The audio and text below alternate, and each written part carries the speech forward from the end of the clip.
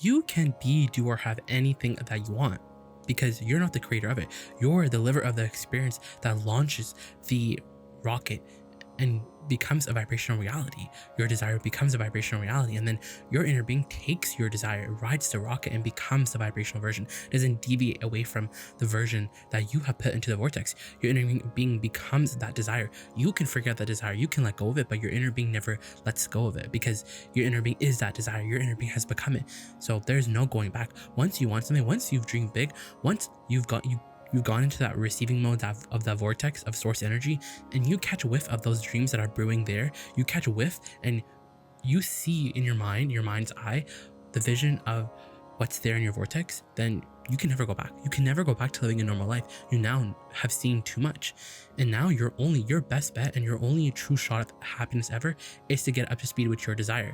That means that if life has caused you to become a billionaire, a millionaire, a trillionaire, then you have to become it. If life has caused you to become one of the best singers of this time, the best writers, the best directors, the best actors, actresses, performers, whatever it is, whatever life has caused you to become, you must become it, for your inner being already is. And if you want to connect with your inner being, then you have to be up to speed with those desires. You have to feel good.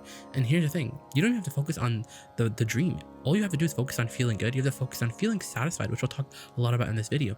And what's brewing in that vortex will come into your mind, first in the form of an emotion, and then in the form of images. And that's exactly what the big dreams are. They're big in the sense where you think they are bigger than your ability to act, but you're not creating with your action.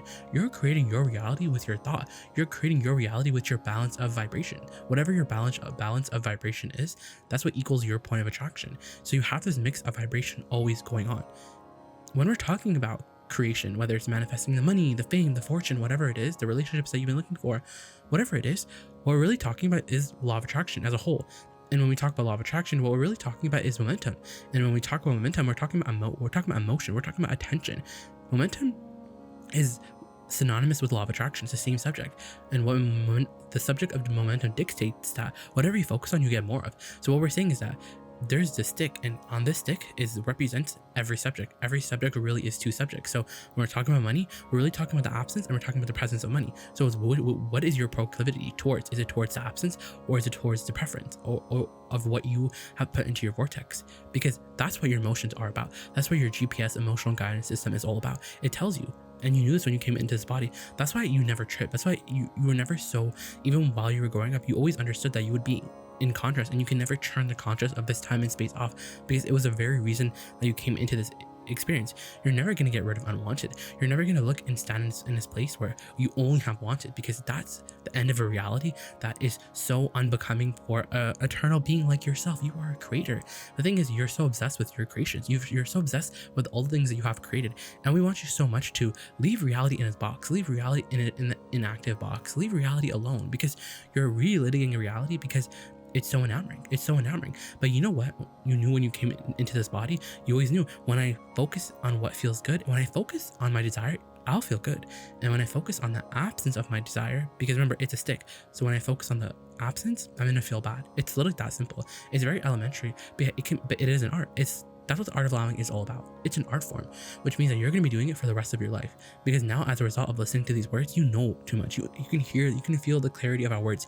You know that there is this vibrational reality. So how are you going to turn the vibrations into your manifestations? How are you going to turn your dreams into the reality that you can spend and enjoy and put on your wall and live in and all the things? Well, here's the thing. We touched on it a bit, which is, you're not creating it. You have already created it. That's the thing that's a little hard for our humans to understand, is that, which is 99% of your creation is already complete. Even before you make any money, even before the business name has even been created, everything that you want is vibrationally completed. The thing is, you can't find the completedness in reality. You can't look for evidence in reality because it isn't there. Remember, every subject really is two subjects. So when life is hard, when you're not having a good time, that's because, and we love saying this to you, because we think that torturous contrast is so good for you. We love when there is a desire that tortures you. There is a desire that you've been wanting, and maybe it seems big or whatever it is. You have thought in the way. You have a belief that hinders it. You have a belief that challenges your desire, and we love when it tortures you, because that dream must become a reality, because there's no other way. It's either your dreams torture you until the path of least resistance is that you re-emerge back into your non-physical self, which is where you leave behind all resistance and become a match to your desires right away. You see, when you first launch the rocket, when life causes you, it doesn't matter how many times, when life causes you, for example, to want more money, to want more of this, to want more of that, the second that you notice the absence, you create more of it. You create the presence of it, because remember, it's a stick. So when you experience the absence, the presence is now highlighted. But the thing is, you're not a match to the absence, because you're more of a match well, you're actually, this is a better way to say it. You're not a match to the presence. You're more of a match to the absence. And this is the thing. You can be more of a match to the absence of your desire for all of eternity, for your entire lifetime. And the reason why you're a match to the absence of your desire is because the reality that you're looking at doesn't contain your desire. So you're like, well, it's lost because I can't see it. So I would be really crazy to think that it's not, to think that it's here. But if you can even go there with us and talk about it being vibrational here, because this is the thing, when we're talking about the dreams, when we're talking about the big dreams, we're really talking about the vibrational presence, because dreaming feels very like out of the ordinary. It feels very unrealistic. It feels like a pipe dream. But we're like, no, it's not a pipe dream. It's you actually tuning into the vortex. And while you're in the vortex, you're actually talking about the other side of the stick on all those subjects, because we want you to fix everything in your mind. We want you the feeling to be enough, because this is the thing. Our friends have become so conditional in their loving and so conditional in their response to their vibration, in response to their reality. Most of our friends are just reacting. They're just reacting to reality. They're having knee-jerk reactions, and reality is what it is. And they scream at people. They throw fits, because the more of a fit that they throw, the more people yield. The more people who don't want to fight will yield to you. But they teach you the wrong lesson, which is that through action you get more. But that's a false premise. The false premise is very rampant in your planet, which is the more action you give, the more you get. The more action you sacrifice, the more you get. The more you get your bang for your buck truly by sacrificing, because no one's happy. And we're saying like that doesn't even make sense. Where did that come from? But it doesn't matter, because all that matters right now is that you decide to make a choice, which is how you feel matters most of all. And remember how we asked you, how are you going to make your dreams into reality? You don't do it. The dreams have already become into reality. But the thing is, your job now is momentum. Your job is now to cater, and this is the best way to, you have to cater to the momentum of your desire, which means you have to stop talking about the absence. You have to leave the absence alone. When you're a match to the absence, that's not the time. And thing is, if you can catch it early, but if it's too big, if it's been days and you just can't talk about the presence, it just feels like the light at the end of the tunnel that you're never going to get to, then don't talk about leave that subject alone, because you don't even need to focus on that subject. All you need to do is dream about your desire. The thing is, remember, in the dreaming, you're actually tuning into the vibrational presence, and the vibrational presence of your desire is first general. It feels good. You talk about it in emotional terms. It feels good. It feels fun. It feels ready, because your point of attraction is your job. So as you talk about the vibrational presence of your desire over and over again, and you're there and you're feeling, because it just feels so fun. It's like reaching in a library, in a shelf of books, and you're just reaching for a book. That's how we want this vibrational reality to be. We want the vibrational version of your desire to be so reachable, so manageable, so enjoyable, because it's a feeling. But the thing is, the feeling is what you're looking for. So if the feeling is what you're looking for and you're satisfied, that's a keyword. If you're satisfied in this now moment with the dream, then you have won a life, because now there's nothing that you can't have. Because we want you to look at the absence of what you want and still find satisfaction in the vibrational version.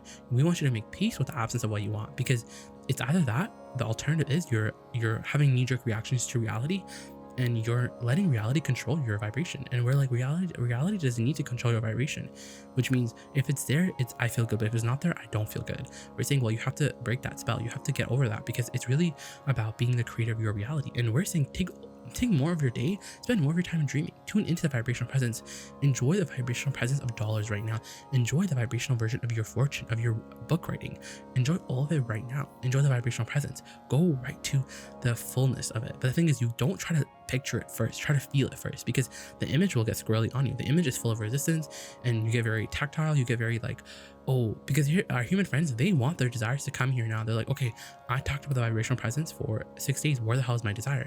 And then you do run the risk of talking about something that in the case where tomorrow it's still not there, you run the risk of feeling stupid, of feeling bad. But we're like, well, you can still daydream again, you can still dream about your desire again, and then that's gone. And the more you do it, the more, because here's the thing, reality doesn't, you're telling the law of attraction who you are in every moment. You're the one who's telling the law of attraction, because there's not a committee out there that's judging you by how much you've been doing, by how much you've been sacrificed. There's no worthiness thing going on. You're worthy. You're the creator. The thing about the law of attraction is that it's fair. It's all across the board fair. There's no exception to the law of attraction.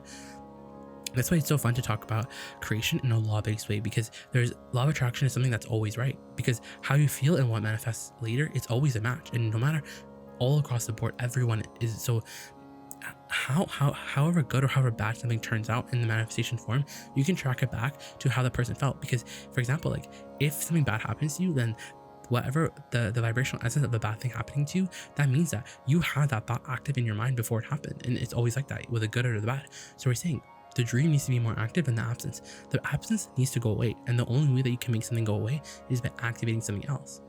And the dream is so fun. Dreaming is so fun. It's so fun and it's so interesting for us to talk to you about something that's so natural, which is using your imagination, which is using your mind function in a way that pleasures you, because you're so used to using, and we know through your socialization and through your education practices, you have learned to use your mind function purely for being on your ball, on the game, and being ready to sacrifice or be willing to pay any price, willing to search and hunt and analyze and and you do everything that you can to find the solution. And we're just saying, you don't need to do that. The mind function really is for enjoy your desires, enjoy the dream, enjoy the presence of your desire. Let it be a feeling place. We want the desire and the dream of the desire to feel so good to you that it's like a dream that you just want to continue to dream. It's like a place that you just want to keep going to because of how good it feels. But the thing is, it's not a real place yet. And here's the thing, don't be worried that you're going to be dreaming about things that are never going to come, because then you just shoot your dream in the foot. You have to just keep dreaming. You have to let it be a feeling thing. You have to be like, yes, I feel my money and it feels so good and I love it and it feels fun and I can feel it. I can feel the prosperity of it. I can feel the abundance of it, the never ending, the balance of it, the in and out of it. It just feels right to me. And then as you talk about your money like that, as you talk about any subject in that sort of way, in that general but emotional inducing way, because it makes you feel different, then you're really tuning in. Because here's the thing, the emotional or the vibrational presence and the vibrational absence, they feel very different. The vibrational presence of your desire feels good. The vibrational absence feels bad. And that's the thing. The more that you dream, the more the universe thinks, hey, this person's rich. So the more that you, in your mind, you literally start to get images of, or you get inspiration. You get inspiration because here's the thing. You're in a receiving mode all the time. You're in the receiving mode all the time. So if you want to know what receiving mode this thought, whatever thought came from, because as you understand, your brain is a transmitting and receiving mechanism. So you have to accept, and it's just the nature of who you are. Your mind is always receiving a thought, but where is that thought coming from? And if you really want to be sure, ask yourself, is this a satisfying thought or not? So if you're angry at someone and you want to hit someone, and that idea, the impulse of hitting someone comes, ask yourself if you can slow down in that moment. Does this feel satisfying or no? And the answer always is no. Or it feels good when it's about when the impulse is something for positivity, like drinking water. That feels good.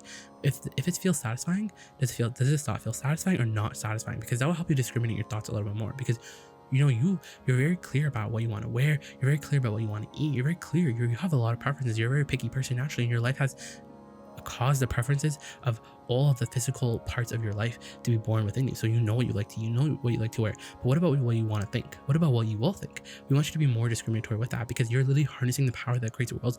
You're adding momentum you're adding fire, you're adding fuel to the fire on things that maybe you don't want. And it's time to not be a sloppy thinker anymore, because you have put all these dreams.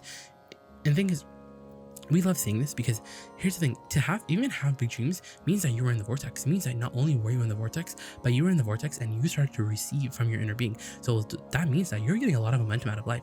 That means that you're so pure naturally in your vibration. But the thing is, the thing that gets screwy about dreaming and dreaming is the absence. It's the whole thing about absence. It's that you dream of the vibrational presence and it feels good, and then you take score, you're like, well, where is it? And then you feel stupid because you're like, I've been dreaming about this thing for years and I'm so good at dreaming, but I don't see any results. And we're like, that's the thing though. You don't see results, and because that thought, I don't see any results, is more dominant in the mix. Because if you said like, I just love dreaming and it feels so good to me, and sometimes I don't get what I want, but that's okay because I love dreaming, then everything that you want would match your dreams. Your life would match your dreams, and more would come, because it's really about the balance of thoughts, about what you're thinking. So we're telling you, tip you the balance, because there's a balance between the vibrational absence and the vibrational presence of your desire. We're like, so tip it. Talk about the vibrational presence more. Make it more of a habit. And the trick to talking about the vibrational presence of your desire is to care more about how you feel, because feeling bad equals the vibrational absence. And that's when life is hard. Life is hard when you're just using your effort to create everything. But when you're using your thoughts and the power of your expectation and the power of your ability to dream, then you got it. You're not the manhandler of the desire. You're not the putter into place. You are the cooperative component or not cooperative component to your own desire. Because remember, law of attraction will draw you in, just like people are your cooperative components too, and the timing and everything. you are also the cooperative component, because you're the last component of your desire that's either in alignment with your desire or not. You're the only piece of the puzzle that's left. And we're saying stop putting out, put in your alignment, it's time for you to align your energy, because we know that not only will life be so good to you, but you will be catching up to speed with all of your desires, keeping up to speed with all of your desires. You'll be feeling good most of the time. And here's the thing, we're not saying that you're always gonna have things that your reality is just gonna magically look like always. It's always gonna be something that you're always gonna be experiencing things that you want, because ultimately you're still gonna have contrast. We can't take that away from you. But your ability to maintain your balance, your ability to have more step 5 moments, your ability to catch yourself in those thoughts that don't feel good. And because the thing about negative emotion is that you start to put motives on your negative emotions. You're like, oh, I don't see. That's the thing though. You really get so enamored with the current condition of your reality so much that the vibrational presence doesn't really get any airtime. But we're like, let the vibrational presence get airtime. The dream is satisfying, so let the dream be enough. The dream is enough, because the dream is you literally tuning into a reality that's real right now, but it's not physical yet. But as you keep dreaming, you allow momentum to grow, and the same place that the dream came from is the exact same place where more ideas about what to do next will come. And we're saying don't move until you're very clear about what to do next, because let the dream and the enjoying of the dream and the feeling good about the dream, let the dream inspire the action instead of your action being inspired from a place of wanting to get somewhere, of feeling frustrated. What receiving mode are you in? Let the receiving mode, you want to really act from a place of bliss. You want to act from a place of satisfaction, because that's when you get results. That's when you get impulses. That's when you get impulses to act that yield you results that have so much more. The results are so much bigger than the actual action that you put in, because we love that. We love a shortcut. We love the path of least resistance.